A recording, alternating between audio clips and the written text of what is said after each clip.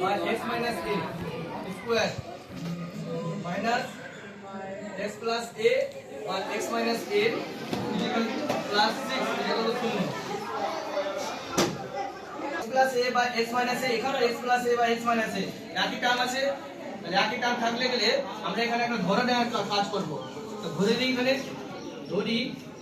x plus a by x minus a equal to m ধরে নিলাম তুমি এখানে m এর জায়গাতে তুমি চার মত ধরতে পারো তাহলে a b ধরবা না কেন a আর x ধরবা না কেন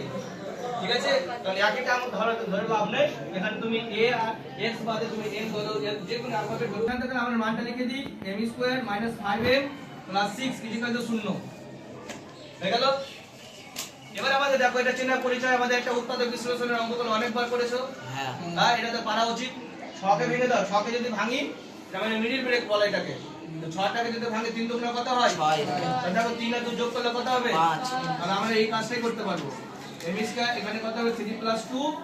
m প্লাস কত হবে এখানে 6 ইকুয়াল টু 0 নিনো বাকিগুলো কাজ করো m স্কয়ার + 3m ব্র্যাকেটগুলো তুলে দিচ্ছি তাহলে m কে 3m দিয়ে করলে 3m হবে এখানে প্লাস মাইনাস 2m হবে প্লাস 6 ইকুয়াল টু 0 তাহলে এখান থেকে m কমন নিয়ে নাও m কমন নিলে m - 3 হবে আর এখানে 2 কমন নিয়ে নাও m - 3 হবে এখানে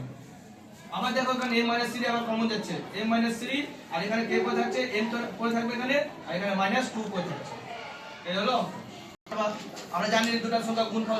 কত 0 তো বাকিগুলো কি হবে আলাদা আলাদা করে 0 হবে তাহলে m - 3 0 হচ্ছে আর এখানে m - 2 কত হবে 0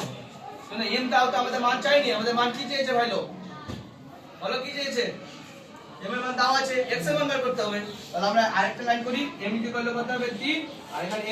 m কত হবে 2 এবার m এর মানগুলো বসিয়ে দাও তাহলে x + a by x minus a = 3 আর এখানে হবে তোমার x + a by x minus a = কত হবে 2 এটার পার্টটা এখানে আগে করছি তাহলে এখান থেকে বর্গ গুণন করো এটা কেন দিয়ে গুণ করো এখানে কিছু নেই মানে 1 আছে 1 কে এটা দিয়ে গুণ করতে হবে তো কত হবে 3 * x minus a আর এখানে 1 * x plus a বুঝতে পেরেছো লাইনটা এই লাইনটা এখানে করলাম এবার এই লাইনটা এবারে এইখানে করছি কত হবে মানে কিছু নেই মানে 1 আছে 2 টাকে এবারে এই সাইড দিয়ে গুণ করছি 2 * কত হবে x minus a আর এখানে 1 * কত হবে x plus a তাহলে এখানে গুণ করি 3x - 3a আর এখানে x plus a তাহলে 3x - x আর এটাকে পাশে নিয়ে চলে আসে a plus 3a অতএব 2x সমান কত হবে 4a অতএব x সমান কত হবে 4a/2 এইটা ইনটু অবস্থায় আছে 2টা এখানে বসলে ভাগ হয়ে যাবে তাহলে 2 দিয়ে কেটে দিলাম তাহলে x সমান কত হবে 2a পড়ে থাকছে একটা উত্তর পেয়ে গেলাম বাকিটা এবার এখানে করব বাকিটা হবে দেখো এটাকে এবার এটা দিয়ে গুণ করছে 2x হবে আর এখানে তোমার 2a হয়ে যাবে আর এখানে 1 দিয়ে গুণ করলে x plus a হবে x গুলোকে এক জায়গাতে করো 2a গুলোকে a গুলোকে এক জায়গাতে করো তাহলে x minus x 2x minus x আর এটার পাশে আসলে কত হবে a plus 2a তাহলে এখান থেকে হবে x সমান কত হবে 3a হবে এই হলো